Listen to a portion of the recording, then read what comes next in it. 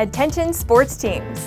Let us introduce you to the best fan engagement tool in the game, .vote. By getting a .vote web address for your team, you can allow fans to engage and interact with big-time decisions. In a single click, not only can fans make their opinions heard, but sports teams get a better understanding of their fans' interests. Keep your fans engaged. Simply visit GoDaddy.com today, type in the desired name of your web address, and let the voting begin.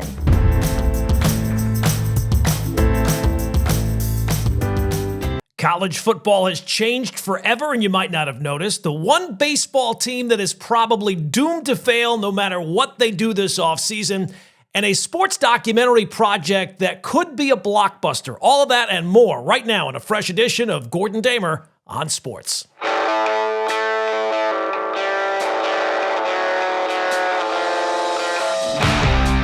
Hey, yo, welcome in. Fresh edition of Gordon Damer on Sports. How is everybody feeling? How is everybody doing this holiday season? We got lots to talk about on this episode, but before we get to any of it, I just want to say thank you to all of those that have made this podcast part of their rotation. It really does mean a lot. I say that a lot, but you know, when you start something like this, you always feel like you might be talking to the wilderness.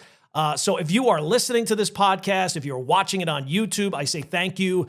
And I will remind you, if you have not already subscribed to the podcast, please do us a favor, give us a follow. Any support to a project like this really does mean a lot, and every little click does go a long way for when you're starting out something like this like we did in 2025. All right, let's get into it because something happened last week that might end up being the most important moment in the history of college sports, that when we look back on 2025, this is what we'll point to. Because college football, and really college athletics, crossed the line that they can never uncross again. They have crossed the Rubicon, so to speak. The University of Utah became the first athletic department to take private equity money to help finance the athletic department. And while people hear that term, private equity, and they just kind of recoil in horror, there's a sense from a lot of college football fans that have seen this story that college sports has been ruined forever. But, you know, the deal is whether you like this deal or not, and we'll get into it, this is the future. So what Utah did and why it matters so much is they did not just take a loan. That's the difference. What they did was they created a for-profit company called Utah Brands and Entertainment. And that company now controls the business side of Utah athletics. So think ticketing, sponsorships, merchandise, hospitality, trademarks, all of that. Now, the university, they still control the sports side of things. So coaches and scheduling, recruiting, all that type of stuff, at least for right now. We'll see how this thing looks in another few years. But instead of borrowing money, what Utah did was they sold a minority equity stake in a business to a private equity firm called Atro Capital. And that is the major difference because every other private capital idea that we've seen up until now in college sports before this was basically like loans, like big upfront cash, guaranteed returns for the investors, but that put all the risk on the school itself. So what Utah has done has kind of flipped that and made it the opposite. So if this thing fails, Atro will definitely lose money. Now, if it works, everybody wins. But that has never happened before in college athletics. And why this is happening now is part of the reality that I think nobody wants to admit, and I really did not notice up until reading about this case. College athletics is kind of broke, and it's not broke because it doesn't make money. It's broke because it can't stop spending money. That court case, the House versus the NCAA a few years back, that settlement changed everything in college sports. And schools are now on the hook for more than they've ever been on the hook for before. So that case, back damages to former athletes, they're now on the hook for that. Direct revenue sharing up to, I think it's $20 million per year, and that number is growing. Also, unlimited scholarships for every rostered athlete. How much do you think that adds up to, right?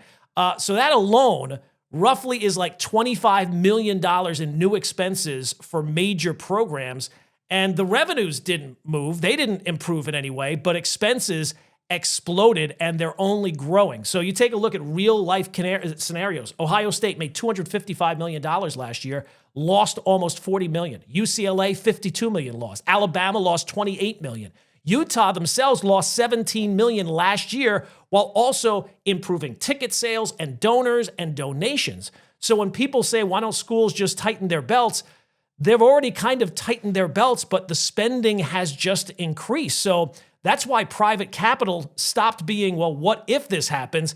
And it kind of became inevitable. So why this deal is different than anything that came before is that private equity isn't just coming in for the quick payday. Utah didn't just bring in Otro for the cash. They also brought them in for their specific expertise. So the founders of Otro, they have deep ties into sports revenue generating. The NFL, they help them. They help Major League Baseball. They've been involved with major European soccer clubs.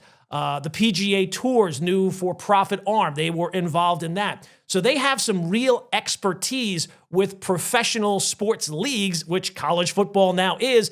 And these are the people who know how to turn fandom into revenue without killing the fan experience. So what that means in real world scenarios, better sponsorship, smarter licensing deals, maybe some dynamic ticket pricing for major events. That certainly could be on the horizon.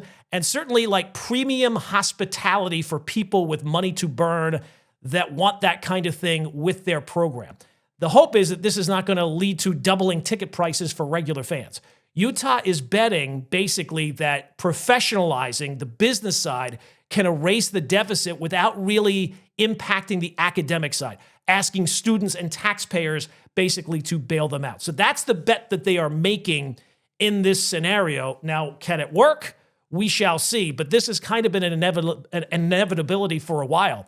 But you can't dance around the elephant in the room, which is, okay, this is great for the revenue-generating sports, but what about the non-generating revenue sports? Like Utah football made $26.8 million.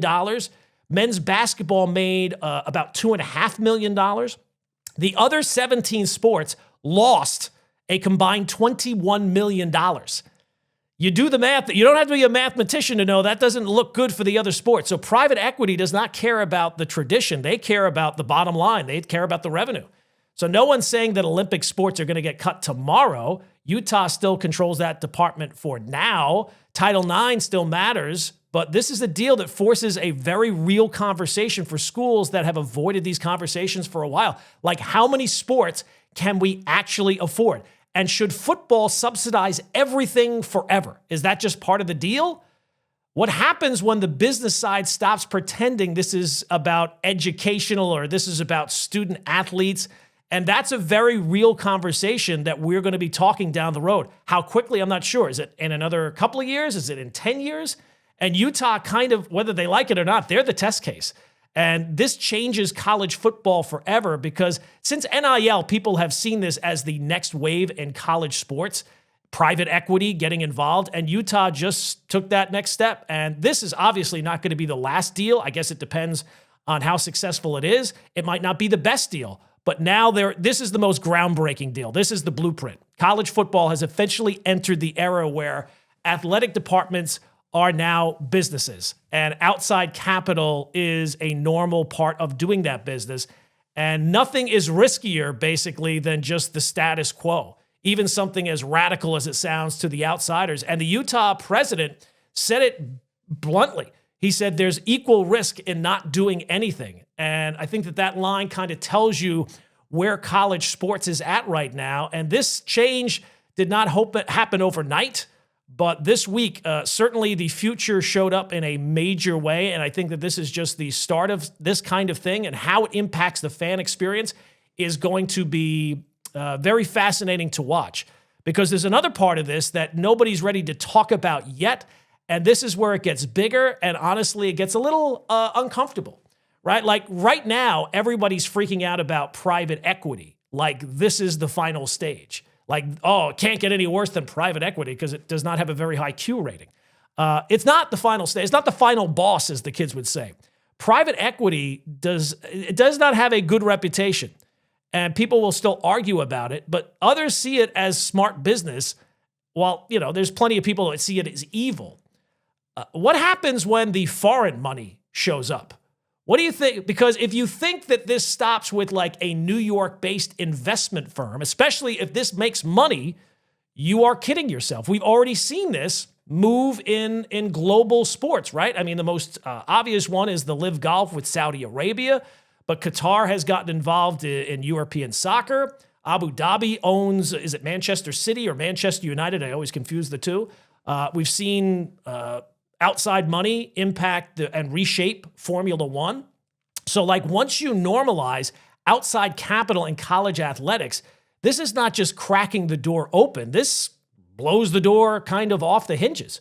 So you really think every college president in America is going to turn up their nose at money from Saudi Arabia or from China or from Qatar or from the UAE, especially when you're staring at $30 million or $25 million in deficits and people are screaming about student fees and taxpayer bailouts? I think we all know the answers to those questions because look, take a look at from their side of view. Here are the choices, and none of them are good. You could either cut Olympic sports, you could eliminate scholarships, you could raise tuition significantly, or you could take a 9-figure check from a sovereign wealth fund. How do you put yourself in their shoes? How do you think that this is going to turn out? Let's not pretend we don't know which way that this is going to go. And again, this is not going to happen tomorrow. It might not happen in 5 years, but that is the way things are pointing right now. And another angle of this, at least the private equity at least has a clock, right? Like they want to get in, improve their business, and then get out. Foreign-backed state money, that's different. They have a different goal. They have money to burn, and that's influence money. That's image money. That's kind of like soft power. That's sports washing, as the term goes. And once that enters college athletics, and thinking that it's not going to at some point, you're just fooling yourself.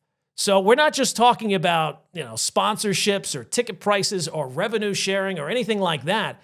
What we're really talking about, if and when we get to this stage, is who is really controlling the brand of these sports and what values are being attached to these universities and whether or not public institutions should be allowed to take that kind of money. Again, this is not a conversation we're going to have in 2025. And probably not in 2026. But the athletic department that's not the issue anymore. That's like a national conversation that is coming down the road at some point. So Utah is the first domino to fall, but this is not what the Utah is doing in terms of the foreign-backed money. Their deal is controlled and it's domestic and it's structured. But this sets the precedent moving forward. And we've already seen how much things have changed in college sports and in college football. And once a school proves that you can separate athletics for a private, for-profit entity, you can sell equity and you can survive both, in the court of public opinion and politically. Well, then every other school that's drowning right now in some debt is going to start asking the question, well, if Utah can do this, why can't we do this? And why shouldn't we do this? And how much money are they making? How much money can we make? At the end of the day, college athletics is the wild, wild west. And this is now going to move the line. And there are going to be real ramifications. This is not just about college football becoming more professional. As we've talked about before, it's basically maybe it gets more professional down the road, but this is more about colleges deciding how much control they are willing to give up and whether they're willing to partner and who they're willing to partner with because they have to survive financially and they have to thrive financially. And once you open that door, you don't get to choose forever who walks through it, right? Utah just took the first step, but there are going to be next steps in this. We've seen enough already in changing college football and changing sports that the changes coming up are going to be louder, messier, and probably way more controversial than what Utah has done. Let's talk a little bit about the baseball hot stove. No major deals have come down since our last podcast, but a lot of teams are getting mentioned in possible big deals. And one team that always gets mentioned is the San Diego Padres. There was a report, I think it was about a week ago, that A.J. Preller, their GM, was cooking up a massive trade, something big. No names attached, but that kind of checks out because A.J. Preller over the years has a reputation of making the big deal. He loves the big splash, the big headlines. It's like a TikTok that goes viral. He loves the dopamine hit of a big trade. The problem for A.J. Preller is none of it's actually worked. And I think the Padres are kind of the perfect storm of a team that is cruising towards disaster. So Preller's been the GM since 2014. They've never made a World Series appearance since he's been the GM, despite all those big trades. They made the NLCS once in 2022. They won one game against the Phillies before being shown the door. So they have competed. They've made the playoffs the last couple of years, and they're competing with the Dodgers. So they've made some noise. The problem for them is their window of opportunity is now shut. And the bill on all those previous moves and trades and signings, the bill is due. The Padres have continually pushed their chips into the center of the table, and now they're stuck out of options that will make it better. So let's start with their payroll, which is a mess. When you talk about contracts, the Padres have some of the worst contracts in the history of baseball. Let's start with their worst one, Xander Bogaerts. That was a bad contract when they signed him. Now we're talking about a player that is set to make $203 million over the next 8 years. He turns 33 this year. He's been a below league average player the last 2 years. He is getting paid as a superstar shortstop, $25 million a year, but he's not a superstar shortstop. In fact, he probably is not going to be playing shortstop much longer. Now, the only good news for the Padres is that bad deal has a lot of company. Go with Manny Machado. He's owed almost $300 million over the next 8 seasons. Now, this year it's manageable, $25 million, but after this, he's going to be making almost $40 million a year when he turns 34 years old. Now, you might say to yourself, but Manny Machado is still one of the best third basemen in baseball, and that is true right now. But how much longer? Again, he is signed for 8 more seasons. There are already signs right now that the decline has started. Prime Manny slugged in the mid-500s. Now it's the high 400s. The on-base percentage is down. This is the definition of a player whose best days are behind him. He's probably not going to drop off the cliff, but it's coming. And OPS is a stat that I mentioned before. This really tells you when the decline is coming, even before it's obvious. OPS is the best stat for projecting decline because it captures the first skills that players lose. The decline comes in look, baseball is not random. It follows a pattern, and players don't generally forget how to hit. They lose specific abilities in generally a specific order: bat speed, plate coverage, and margin for error. OPS, by combining on base and slugging, that tracks that erosion more honestly than almost any other surface stat, and certainly more than the counting stats. Decline shows up in power and patience before batting average or home runs per se, because batting average is generally propped up a little bit by luck. OPS does not let that slide. Slugging drops first because bat speed slows, right? Like fly balls all of a sudden aren't going over the fence. Maybe they become doubles, but maybe they become loud outs. OBP, on-base percentage, drops because declining hitters chase more and walk less once the pitchers know that they can attack them. OPS captures both of those things at once. So when OPS starts slipping, it's not the noise, it's the signal. It's usually a sign that that player has started to hit the decline phase. OPS also kind of lets you know there's more information on batters in game than ever before. And when you see pitchers attacking hitters who are slumping, there's a reason for that, right? Like more high fastballs, more breaking balls off the plate, fewer mistake pitches in the zone. That adjustment does not always crater batting average or the counting stats immediately, but it does suppress walks and power, and OPS shows up and really kind of shows you when a hitter stops being feared. OPS also separates the still productive from still playing, right? Like a lot of times, like a player like Machado, who signed for a lot of years, he's still going to be run out there every single day, even if he is slumping because he's got a massive contract. When you see a player with a 260 average and a 720 OPS, that's not a player that's aging well. OPS answers the real question, which, especially in this modern age, how much damage can a player still do when he gets a pitch to hit? When that answer starts trending downward year over year, the decline is not coming. It's already started. And that's the case, I think, for Manny Machado. OPS also is kind of context proof in a way that fans understand. There's a lot of advanced stats, and if you're a stat nerd, that's great, like wins created plus and WOBA and all those type of things, but they're kind of abstract. OPS, it just tells you what you need to know, and you don't need to do the run park adjustments or run environment explanations. OPS is straightforward, and it tells you, and that's kind of the point. The final stage of decline is when a player doesn't walk as much and doesn't do damage. OPS collapses much faster than other stats that fans generally rely on. By the time batting average drops off a cliff, it's already too late.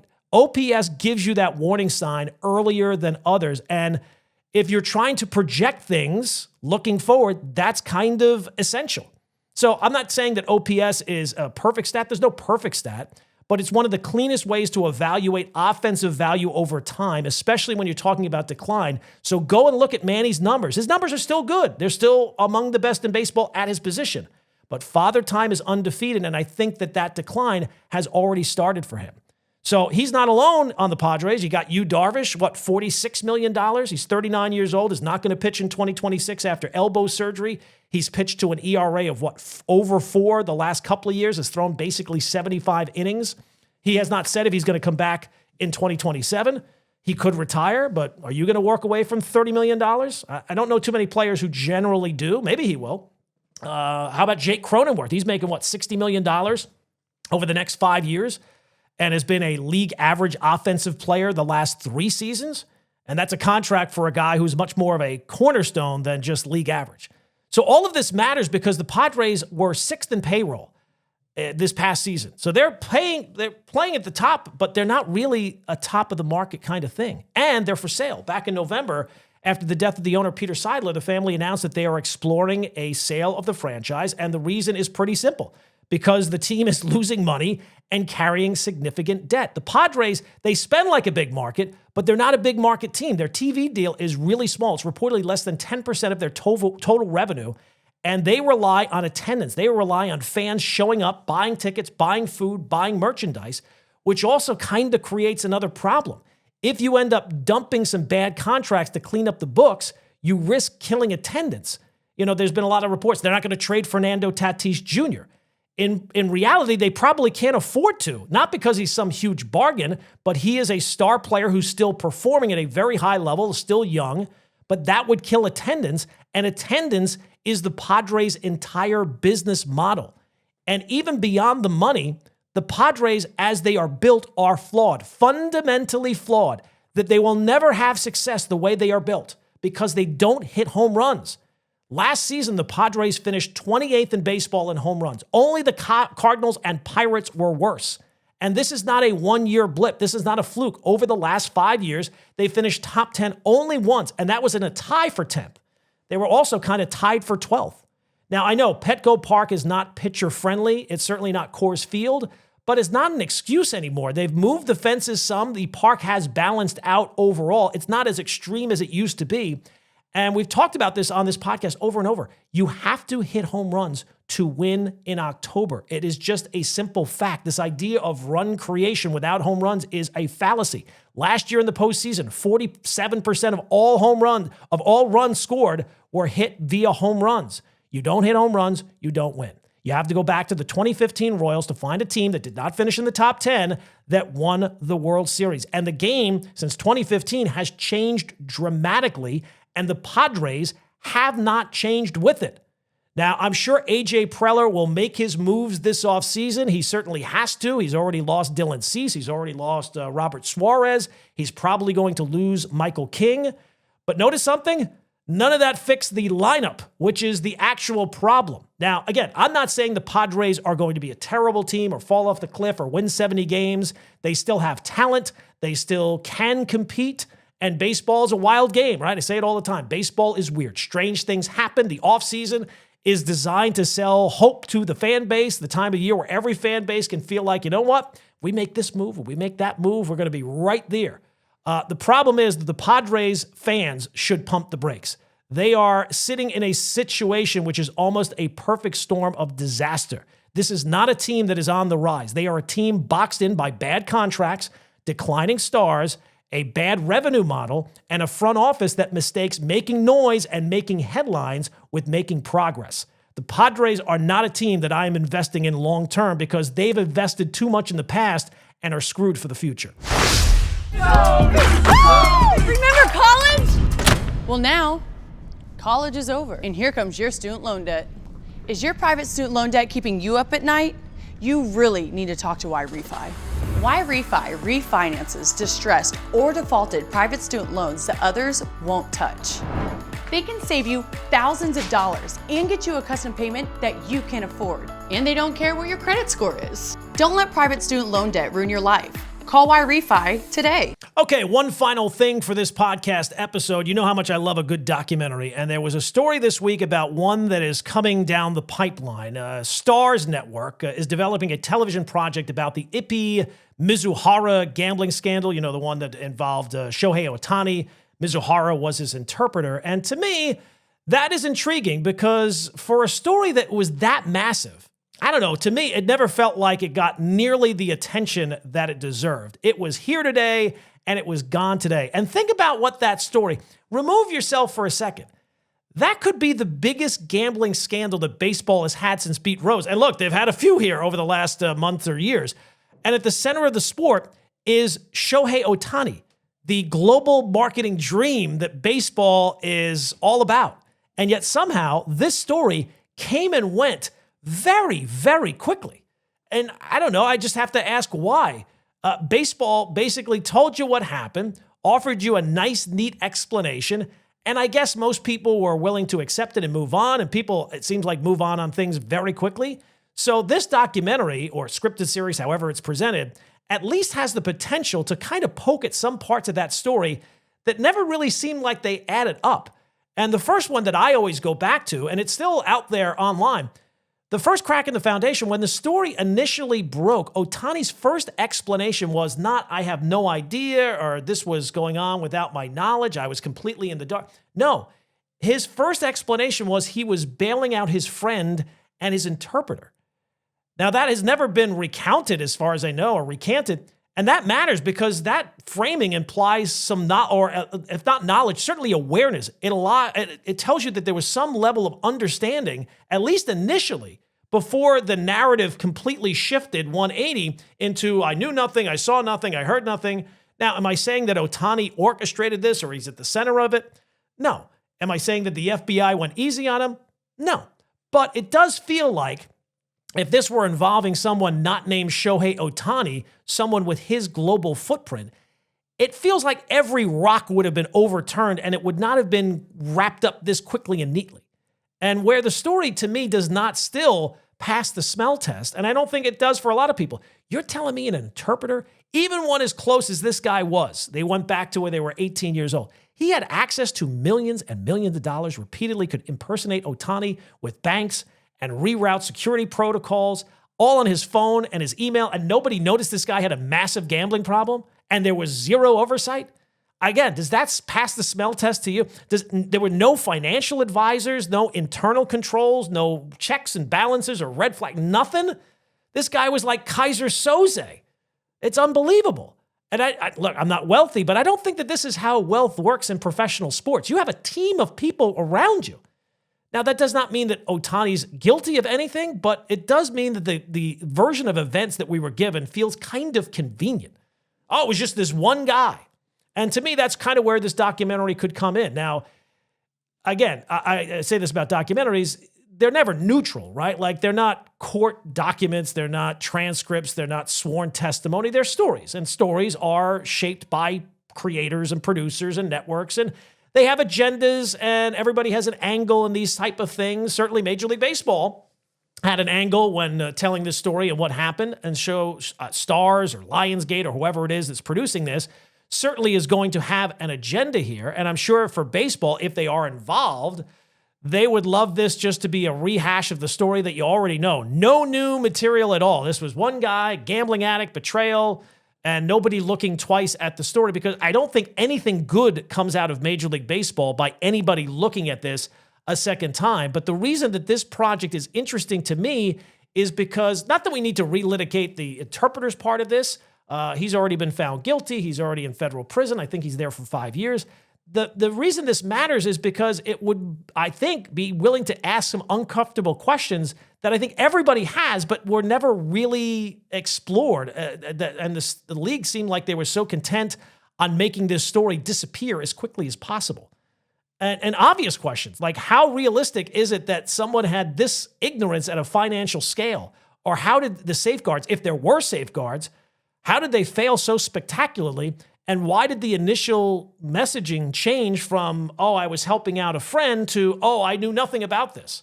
It seems like there were some ramifications, and that's why it changed. Now, look, I'm not into conspiracy theories. I would like for this to be about credibility. And if this documentary actually raises some new answers and not just the repackaged old ones, then I think it's going to be worth watching. But if it's just what we already know and baseball would love for you to accept and just simply move on, well, then it's going to be a hard pass. But at least I don't know when this is scheduled to come out, but the fact that somebody somewhere is working on it seems like it could be a real grand slam. All right, that's going to do it for another episode of Gordon Damer on Sports. If you've watched or listened until this point, please do me a favor. Hit that subscribe button on whatever platform you are watching on, and we'll be back later this week with a fresh edition of Gordon Damer on Sports.